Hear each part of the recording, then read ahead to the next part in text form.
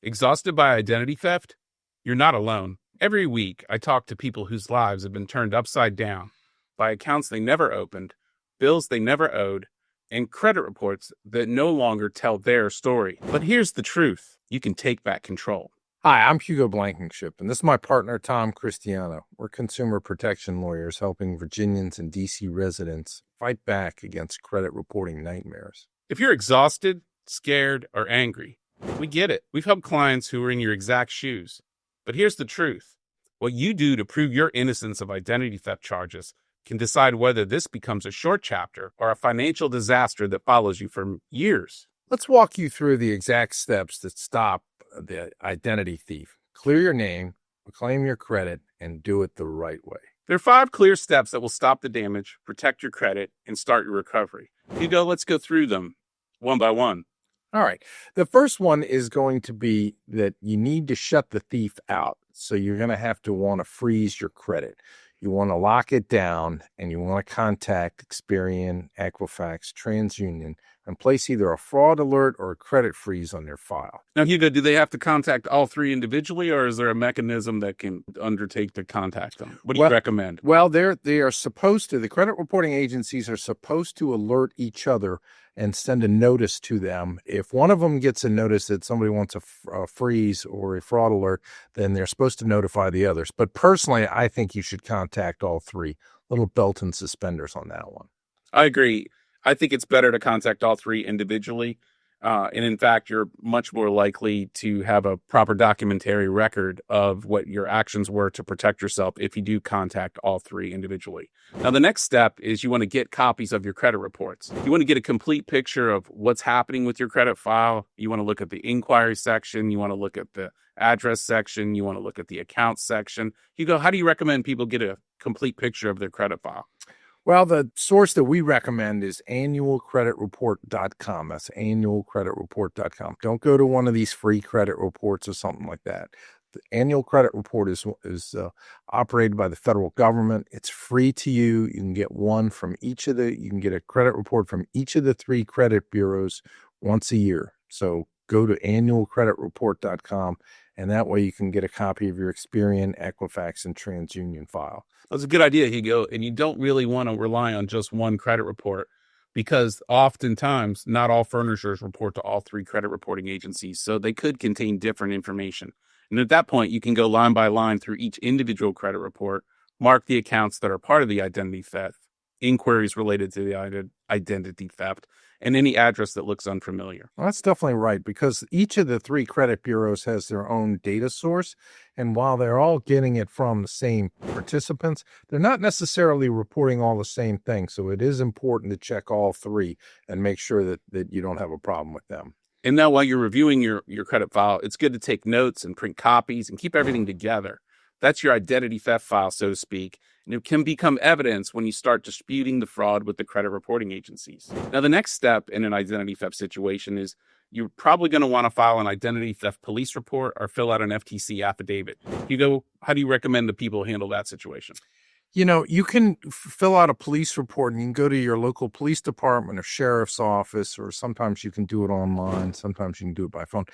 The credit reporting agencies always try to find ways to exclude those and say, oh, well, it's not good enough. And they're not going to tell you why it's not good enough. They're just going to say they don't accept it. So the better way, I think, is to go with the FTC affidavit. So you can go online to the Federal Trade Commission and pull down their identity theft fraud and fill out the paperwork there. Now, you're going to have to sign it under oath, and you're also going to have to keep a copy of your driver's license and maybe even a bill, utility bill with that, and send that in. So you send those 3 things in, you've now disputed it. Now, that's good advice. Now, to summarize that, from what I'm hearing you tell people, is you want to fill out the online form, download the identity theft report for their records, because the report isn't just paperwork. It's a way under the Fair Credit Reporting Act that you can notify the consumer reporting agencies of the identity theft, and you did file a report with a reporting agency. It gives you the right to demand that credit bureaus and creditors can block the fraudulent accounts from your credit history. So you're going to want to keep a copy of those documents safe because you'll use them again. Yeah, that's what they call the blocking statute. It's a little bit different than the reinvestigation statute, but by law, the credit reporting agencies, if you fill out that form, you fill it out properly, and they accept it, which isn't always the case. But if you do that and you send that in with your driver's license and maybe even with a utility bill, something like that, to verify your identity, they're required by law to take off whatever it is that you're disputing. That's good advice, Hugo. Now, the fourth step is you want to dispute inaccurate information in writing with the credit reporting agency that's reporting the inaccuracy. Now, here's where the law really works in your favor. You can send a written dispute to each credit bureau and to every creditor that's reporting the false information. Now, the creditors reporting the information, these people are called furnishers under the Act.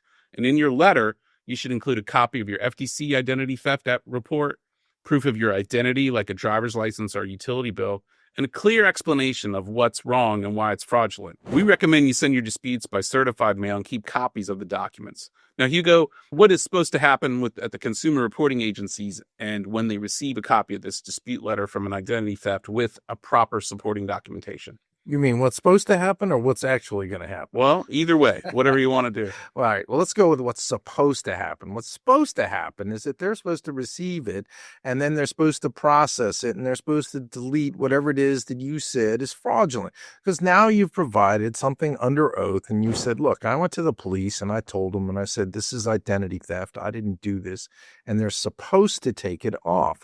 The problem is that they're going to try to find every way possible to avoid doing that.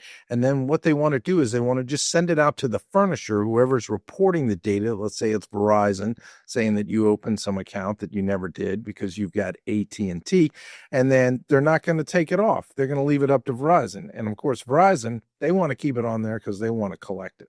Now, if they fail to delete the information or correct the false data, that can be a credit reporting violation under the Fair Credit Reporting Act. And under the FCRA, as we have discussed in other videos, you may be entitled to damages, attorney's fees, and cost.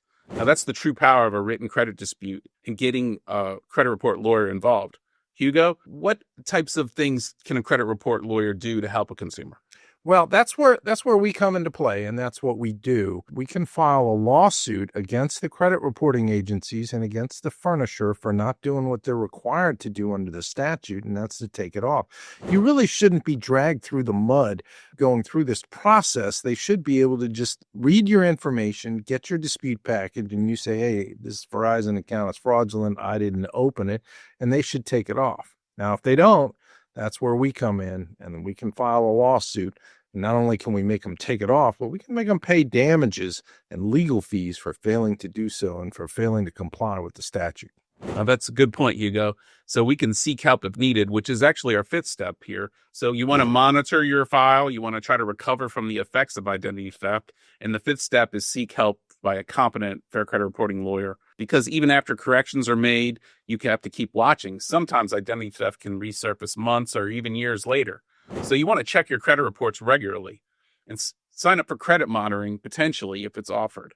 If a credit bureau or lender refuses to fix a clear fraud or says they've already investigated, it's probably time to talk to us, as we're experienced with verified and information where the credit reporting agency even will say you're not telling the truth about the identity theft. And under the FCRA, you have the right to be made whole, not just with corrected credit, but with compensation for the harm to your credit and your credit reputation. Now, let's be clear, though. You don't have to actually do the disputes on your own. You can actually call us or another qualified attorney that practices this area of law and get them to help you to do it. Most of them will help you do it without charging you, and we'll walk you through the process, and we'll make sure that you have sent sufficient information, and you don't have to figure this out on your own. You can get some help up front. Now, we'll know right away once they get the response back whether or not they complied with the statute, and whether or not we're going to need to file a lawsuit on your behalf. But we're not going to charge you for that, so feel free to give us a call earlier in the process. That's good advice, Hugo. We're always here to help, and we're always here to talk to folks, even if we don't necessarily represent them. So let's recap on how to take back your identity from identity theft. First, you probably want to freeze and protect your credit. Next, get copies of your credit reports and gather your evidence. Every document can matter. As Hugo discussed, you can file both an FTC affidavit and a local police report, and you can dispute every inaccurate identity theft item directly with the consumer reporting agency. You want to keep monitoring and rebuilding because your persistence is your protection. You know, you got to remember that identity theft doesn't define you, but how you respond to it does. Every call, every document, every step you take builds your defense. And if you start with a credit reporting lawyer early, you can start preparing that file and preparing that history the proper way. And rest assured, if a company, collector, or credit bureau refuses to fix your problem, that's when you need to call us. Call us right away. You have significant rights under the Fair Credit Reporting Act. We make sure they're enforced. That's the problem, though. The problem is that the credit reporting agencies and the furnishers, they want to find every way that they can avoid doing it, and they can avoid taking it off your credit report. So don't be shy. Don't be bashful.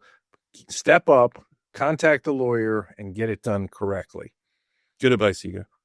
If this video helped you take back control after identity theft, hit like, subscribe, and tell your friends and share it, because someone you know is going through this problem right now. And don't stop here. The next video you see is called Credit Reporting Myths You Need to Stop Believing. And there are quite a few that you probably want to avoid doing. It exposes the bad information that ruins more credit scores than fraud ever could, and it'll help you protect everything you work to fix. And we'll see you next time. Protect your identity, protect your credit, and we'll see you in the next one.